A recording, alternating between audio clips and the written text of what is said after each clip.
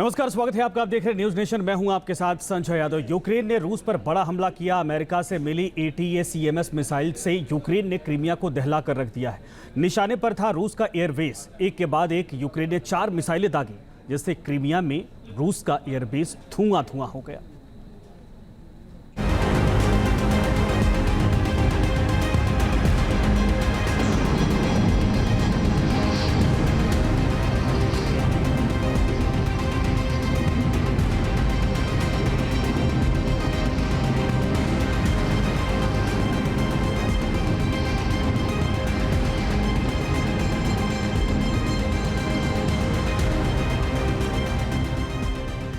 रूस और यूक्रेन के बीच चल रही जंग हर दिन खौफनाक होती जा रही है।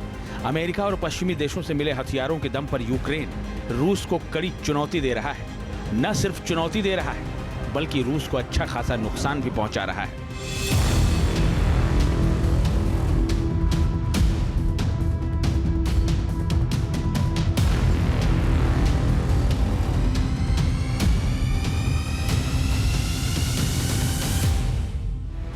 यूक्रेन ने एक बार फिर रूस पर सबसे बड़ा हमला किया है। ऐसा हमला जिसने रूस को हिलाकर रख दिया है। यूक्रेन ने रूस के दिल पर चोट की है। उसने क्रीमिया में हमला किया है।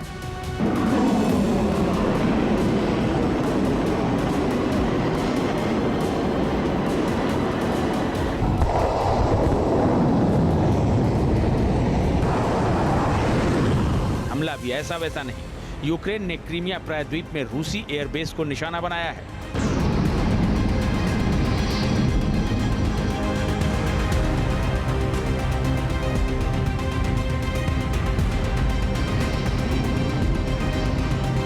क्रीमिया पर यूक्रेन का खौफनाक हमला।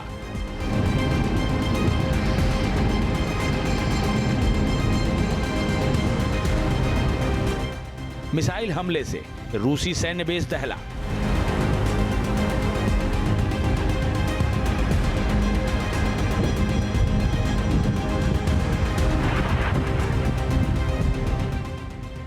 क्रीमिया में रूसी सैन्य बेस पर हमले के लिए यूक्रेन ने अमेरिका से मिली ATACMS मिसाइलों का इस्तेमाल किया।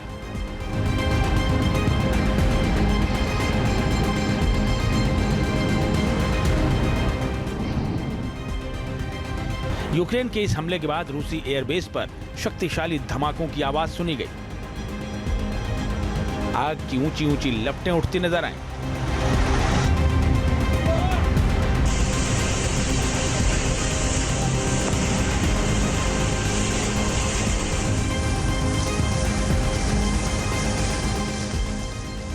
खबर है कि यूक्रेन के इस हमले में रूस के सैन्य बुनियादी ढांचे को अच्छा खासा नुकसान पहुंचा है।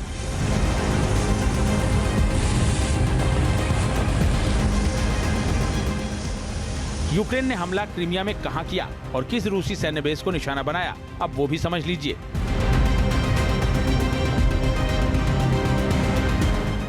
यूक्रेन ने क्रीमिया के पश्चिमी समुद्री तट पर नोवोफेडोरिवका गांव के पास हमला किया। यूक्रेन ने क्रीमिया में साकी सैन्य हवाई अड्डे को निशाना बनाया। स्थानीय समय अनुसार सुबह 3 बजे के आसपास हमला हुआ और कम से कम 2 धमाकों की आवाज सुनी गई। दर्जन भर से ज्यादा छोटे छोटे धमाकों की आवाजें भी सुनी गईं। धमाकों के बाद 330 फीट ऊंची आग की लपटें उठती नजर आईं। हमले में एयरबेस पर बना एक गोला बारूद डिपो तबाह हो गया। बंकरों में रखी कई मिसाइलों ने भी आग पकड़ ली। हमले में रूस के 2 सैनिकों के घायल होने की खबर है।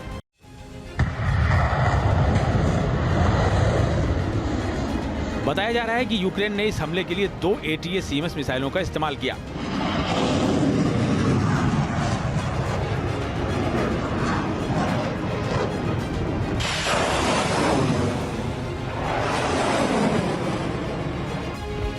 यूक्रेन के इस मिसाइल हमले के बाद धमाकों की आवाज नोवोफेडोरिवका और साकी हवाई क्षेत्र से लगभग 5 किलोमीटर दूर शेल्को विचने गांव के पास तक सुनाई दी।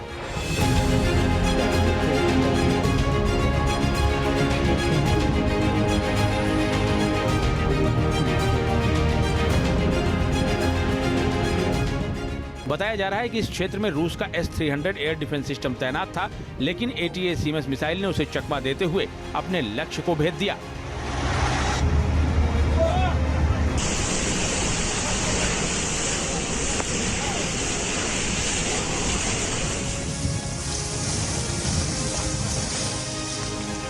रूसी समाचार एजेंसियों के मुताबिक यूक्रेन ने 4 ATACMS मिसाइलें दागी थीं, लेकिन रूसी एयर डिफेंस सिस्टम ने उनमें से 2 को मार गिराया, वरना तबाही और बड़ी हो सकती थी।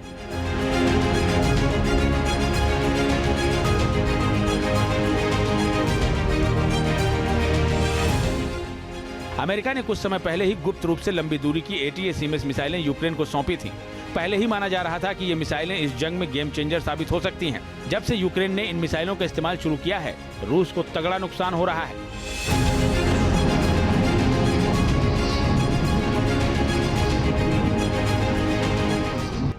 यूक्रेन लंबे समय से ATACMS को लेने की कोशिश कर रहा था। ATACMS को M142 HIMARS artillery rocket system से लॉन्च किया जाता है।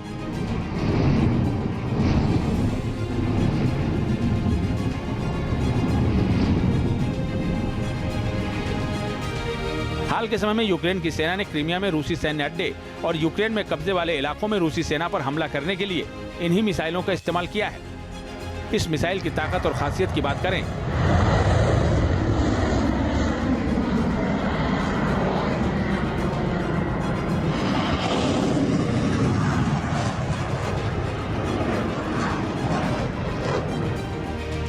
तो ये मिसाइल 3700 किलोमीटर प्रति घंटे की स्पीड से हमला कर सकती है।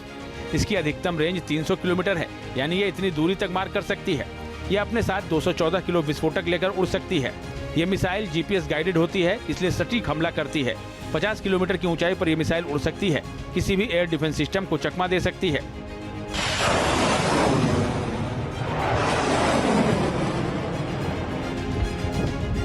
यूक्रेनी फोर्स इसी अमेरिकी ATACMS मिसाइल से रूस की आन बान और शान क्रीमिया में तबाही मचा रही है।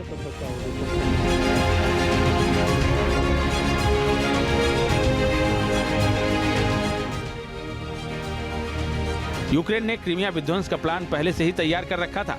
ATACMS मिसाइलें मिलने के बाद उसने ऑपरेशन क्रीमिया को लॉन्च कर दिया है।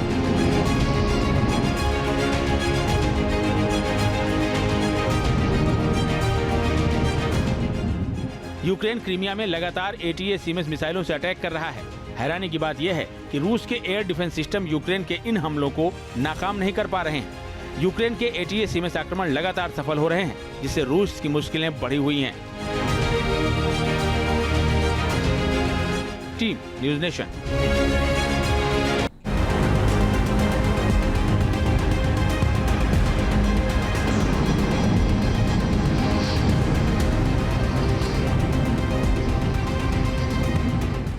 न्यूज नेशन अब व्हाट्सएप पर खबरों के ताजा अपडेट के लिए न्यूज नेशन के इस QR कोड को स्कैन करें।